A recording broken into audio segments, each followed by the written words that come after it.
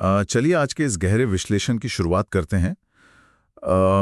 सबसे पहले तो एक बहुत ही दिलचस्प मतलब सच में एक बहुत ही अजीब सी कहानी से बात शुरू करते हैं। हाँ बिल्कुल। मतलब ये एक ऐसी कहानी है जो फाइनेंस को देखने का पूरा नजरिया ही बदल देती है। सही कहा। तो सोचिए, एक तरफ एक इंसान है जिसने किसी साधारण सी जगह पर पूरी उम्र सिर्फ झाड़ू लगाने का काम किया, एक आम सा सफाई कर्मचारी। और दूसरी तरफ एक ऐसा इंसान है जिसने हार्वर्ड जैसी दुनिया की सबसे बेहतरीन यूनिवर्सिटी से पढ़ाई की, जो वॉल स्ट्रीट का एक बहुत बड़ा अधिकारी था, एकदम ऊंचा पद, और जिसे दुनिया भर का सारा वित्तीय ज्ञान था, है ना? बिल्कुल। लेकिन अगर मैं कहूं कि रिटायरमेंट के वक्त उस साधारण से सफाई कर्मचारी के पास कई करोड़ की संपत्ति थी, और वो जो फाइनेंस का इतना बड़ा ज्ञानी अधिकारी था, वो पूरी तरह से दिवालिया हो गया था। ओह, ये सुनकर ऐसा लगता है ना जैसे ये किसी फिल्म की मनगढ़ंत कहानी हो। हाँ यार, कोई भी इस बात पर आसानी से यकीन नहीं थाएगा। लेकिन मॉर्गन हॉसल की जो किताब है द साइकोलॉजी ऑफ मनी, उसमें दिए गए इन असली उदाहरणों ने सबको हैरान कर दिया था। असल जिंदगी में रोनाल्ड रीड और रिचर्ड फस्कॉनी की बिल्कुल यही कहानी है।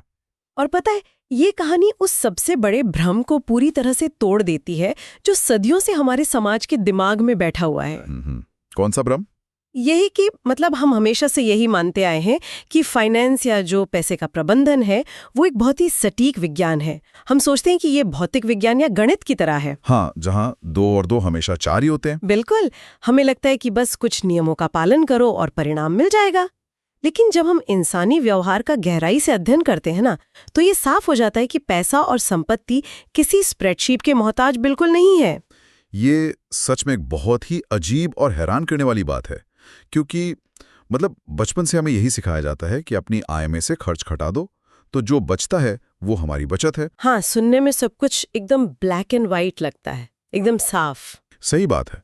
लेकिन जब हम असल दुनिया की इस भूल भुलैया में उतरते हैं, जहां हमारी भावनाएं पैसे से टकराती हैं, तो ये गणित कहीं काम नहीं आता। लोग बहुत अच्छी तरह जानते हैं कि उन्हें बचत करनी चाहिए, फिर भी वो गहरे कर्ज में डूब जाते हैं। और आज के इस गहरे विश्लेषण का मुख्य उद्देश्य यही समझना है। चलिए इसे थोड़ा विस्तार से समझते हैं।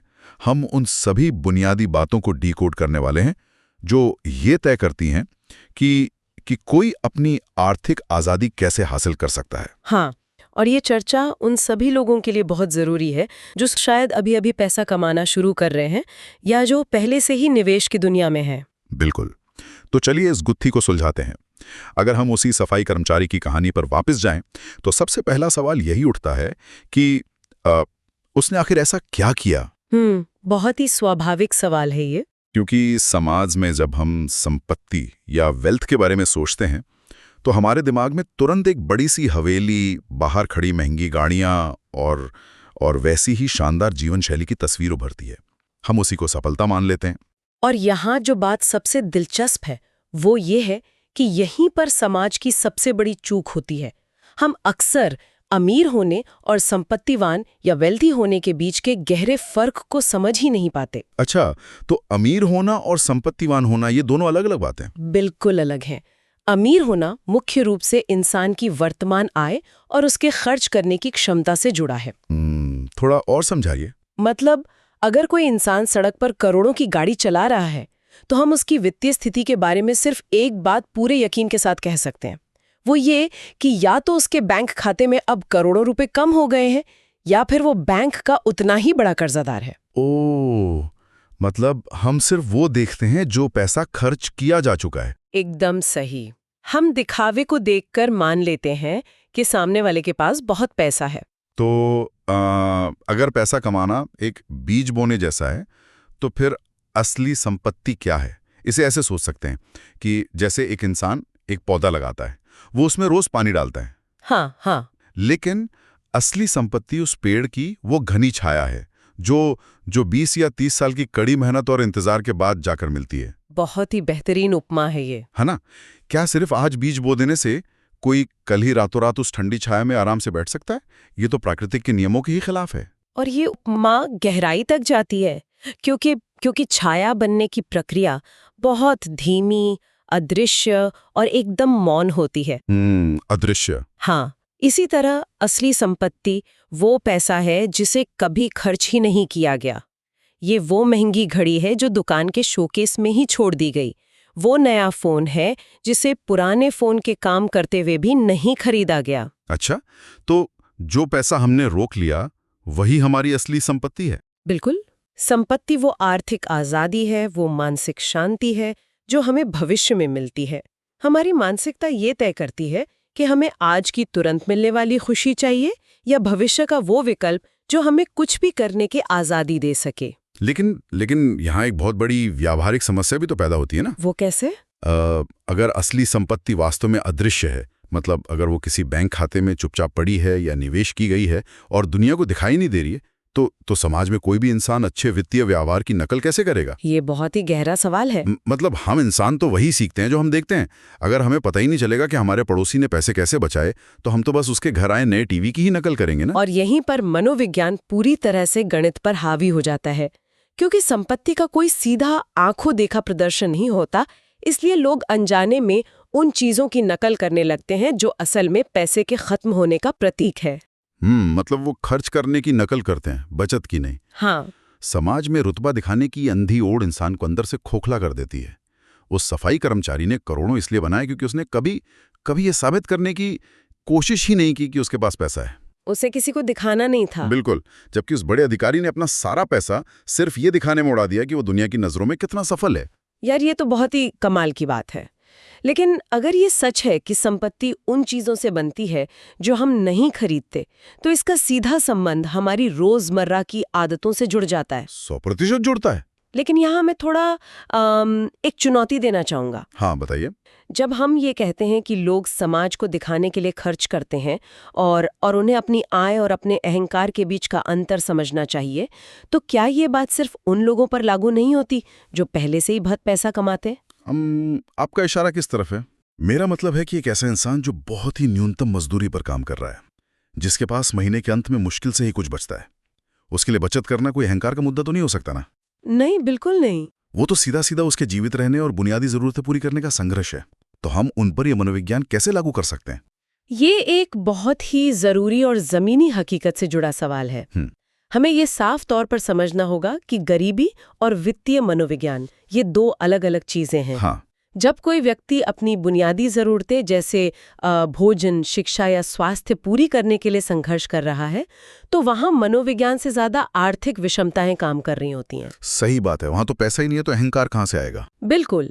लेकिन ये नियम उन लोगों के लिए सबसे ज्यादा प्रासंगिक हो जाता है जिनकी बुनियादी जरूरतें पूरी हो चुकी हैं और जो अब अनजाने में अपनी इच्छाओं को जरूरतों का नाम देने लगे हैं। मतलब वो बिंदु जहां इंसान की आय बढ़ती है और चुपके से उसकी जीवन शैली भी उसी तेजी से बढ़ने लगती है। एकदम सही। और इसे ही रोकना सबसे मुश्किल काम है। एक बार जब किसी का वेतन बढ़ता है ना, तो उसके भीतर एक मनोवैज्ञानिक बदलाव आता है। उसे लगता है कि अब वो बड़े घर का हकदार है। हाँ, वो सोचने लगता है कि अब एक बेहतर गाड़ी या महंगे कपड़े लेना तो बनता ही है। असल में हमारी बचत मुख्य रूप से हमारे अहंकार और हमारी आय के बीच का अंतर होती है। ये लाइन बहुत गहरी है, अहंकार और आय के बीच का अंतर। हाँ, जब कोई व्यक्ति इस बात की परवाह करना पूरी तरह छोड़ देता है कि दूसरे उसके बारे में क्या सोच रहे हैं, तो उसके पास बचत करने की एक बहुत बड़ी ताकत आ जाती है। तो क्या इसका मतलब ये है कि इंसान को जीवन भर घुट-घुट कर जीना चाहिए? नहीं, ऐसा बिल्कुल नहीं है। क्योंकि अक्सर पैसे बचाने का मतलब बहुत ही उबाऊ और नीरस निकाला जाता है। मतलब क्या लोगों को अपनी पसंदीदा कॉफी पीना छोड़ देना चाहिए? क्या उन्हें छुट्टियों पर जाना बंद कर देना चाहिए? ये एक बहुत ही आम गलतफहमी है ना? क्योंकि अगर संपत्ति बनाने का मतलब सिर्फ कंजूसी करना और एक तरह की सजा काटना है, तो शायद कोई भी ये नहीं करना चाहेगा। देखिए, कंजूसी करना और समझदारी से खर्च करना, इन दोनों के बीच एक बहुत गहरी मनोवैज्ञानिक खाई है। क्या फर्क है दोनों में? कंजूसी का मतलब है खुद को हर उस खुशी से दूर रखना जिसकी आप क्षमता रखते हैं। लेकिन ये मनोविज्ञान हमें अपनी खुशियों को मारने के लिए नहीं कहता। समस्या सुबह की वो एक कप कॉफी बिल्कुल नहीं है जो किसी को सच में सुकून देती है। अच्छा, तो फिर असली समस्या क्या है? समस्या वो पैसा है जो इंसान बिना सोचे समझे सिर्फ आदतन या दूसरों से होड़ करने के लिए खर्च करता है। समझदारी से खर्च करने का असली मतलब है कि इंसान उन चीजों पर बेझिझक पैसा लगाए जो उसके जीवन को सच में सार्थक बनाती हैं। और कटौती कहाँ करें? कटौती वहां करें जो सिर्फ समाज में एक कृत्रिम रुतबा बनाए रखने के लिए है, वो भी बिना किसी दया के, एकदम बेरहमी से। क्या बात है! मतलब ये चुनाव की आजादी है, कोई सजा नहीं। बिल्कुल। तो ये बहुत ही स्पष्ट करता है कि आदतों का सही संतुलन कैसे बनाया जाए। लेकिन मान ले कि किसी ने अपने अहंकार पर काबू पा लिया है, वो समझदारी से पैसे बचा भी रहा है, तो भी एक बहुत बड़ी बाधा सामने खड़ी है। हमने शुरू में उस पौधे की बात की थी ना, जिसे बड़ा पेड़ बनने में सालों लगते हैं। हाँ, धैर्य की बात। बिल्कुल, ये वो जगह है जहाँ सबसे बड़ी परीक्षा होती है। और सच कहूं तो आज के युग में धैर्य रखना सबसे मुश्किल काम लगता है। ये तो है। मतलब हमारे पास हर चीज के लिए एक बटन है, 10 मिनट में खाना मंगवाना हो या पलक झपकती कोई फिल्म देखनी हो, एकदम सब कुछ तुरंत मिल जाता है। ऐसे युग में जहाँ इंसान को हर चीज तुरंत चाहिए, वहाँ कोई 20 या 30 साल तक पैसे के बढ़ने का इंतजार कैसे करे? ये तो मानव स्वभाव के बिल्कुल ही उलट है। और यही वो सबसे बड़ा कारण है जिसकी वजह से अच्छे खासे बुद्धिमान और पढ़े लिखे लोग भी निवेश की दुनिया में हार मान लेते हैं। सच में? हाँ, क्योंकि मानव मस्तिष्क को चक्रवृद्धि विकास, जिसे हम कंपाउंडिंग कहते हैं, उसे समझने के लिए डिजाइन ही नहीं किया गया है। हमारा दिमाग ऐसे नहीं सोचता। नहीं, हमारा दिमाग बहुत ही सीधे और रैखिक तरीके से, मतलब लीनियर तरीके से सोचता है। अगर हम आज 10 रुपए बचाते हैं तो कल भी सोने चाहिए, परसों 30। हाँ, साधारण सा गणित। लेकिन कंपाउंडिंग ऐसे काम नहीं करती। ये शुरू में इतनी धीमी होती है कि सालों तक ऐसा लगता है कि कुछ हो ही नहीं रहा है, सारी मेहनत बेकार जा रही है। जैसे किसी विशाल पत्थर पर पानी की एक एक बूंद गिर रही हो। बिल्कुल सही कहा आपने। शुरुआत के कई महीनों या सालों तक लगता है कि पत्थर पर तो कोई असर ही नहीं हो रहा है, वो वैसा का वैसा ही है। हाँ, लेकिन कुछ दशकों बाद वही निरंतर गिरती बूंदें उस कठोर पत्थर को चीरकर एक बड़ा रास्ता बना देती हैं। मनोवैज्ञानिक रूप से कंपाउंडिंग को अपनाना इंसान के लिए अपनी बुनियादी प्रवृत्तियों के खिलाफ जाना है। मतलब हम विकासवादी तौर पर इसके लिए तैयार नहीं है। नहीं है। हमारा दिमाग सदियों से वर्तमान में जीने और तुरंत आने वाले खतरों से निपटने के लिए बना है। जब शेयर बाजार गिरता है तो हमारे दिमाग का वही हिस्सा सक्रिय हो जाता है जो तब होता था जब जंगल में कोई जानवर हम पे हमला करता था। तो हम तुरंत भागना चाहते हैं, खुद को बचाना चाहते हैं। एकदम। हम अपनी रणनीति बदलना चाहते हैं। तो मतलब घबराहट में लोग अपनी सुरक्षा के लिए जो कदम उठाते हैं, वही असल में उनकी सालों की मेहनत पर पानी फेर देता है। सटीक रूप से। दुनिया के सबसे सफल निवेशक वो नहीं है जिनके पास सबसे ज्यादा गणितीय ज्ञान है। तो फिर कौन है? सबसे सफल वो है जिन्होंने अपने अंदर के उस आदिम डर को काबू में करना सीख लिया है, जो बाजार की हलचल देखकर घबराते नहीं है, जो बार बार निवेश निकालते नहीं है। हाँ, क्योंकि अगर आप बार बार निवेश निकालेंगे, कुछ नया आजमाएंगे, तो वो संपत्ति के विकास की जड़ों पर कुल्हाड़ी मारने जैसा है। बिल्कुल।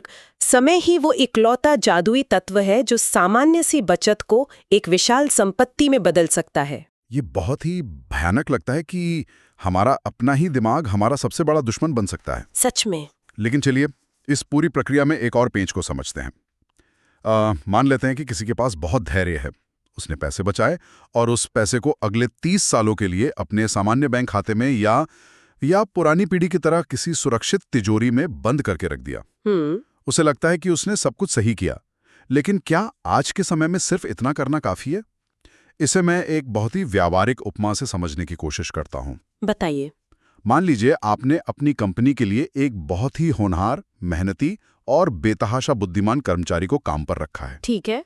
लेकिन काम पर रखने के बाद आप उसे कोई जिम्मेदारी नहीं देते, कोई प्रोजेक्ट नहीं देते।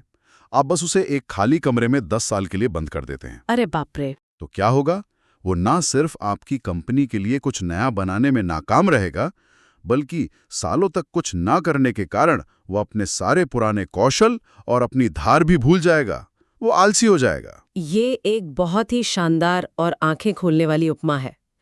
वो खाली कमरा असल में एक पारंपरिक बचत खाता है और वो कौशल खोता हुआ, आलसी बनता हुआ कर्मचारी हमारा अपना पैसा है। बिल्कुल। पुराने जमाने में जब अर्थव्यवस्थाएं अलग थीं, तब शायद तिजोरी में पैसा रखना सबसे सुरक्षित और समझदारी भरा कदम माना जाता था। लेकिन आज के समय में वो जो होनहार कर्मचारी उस बंद कमरे में बैठ के अपना हुनर भूल रहा है ना, वो असल में महंगाई का शिकार हो रहा है। महंगाई? जो बिना कोई शोर मचाए हमारी तिजोरी से हमारे पैसे का असली मूल्य चुरा ले जाती है। एकदम सही।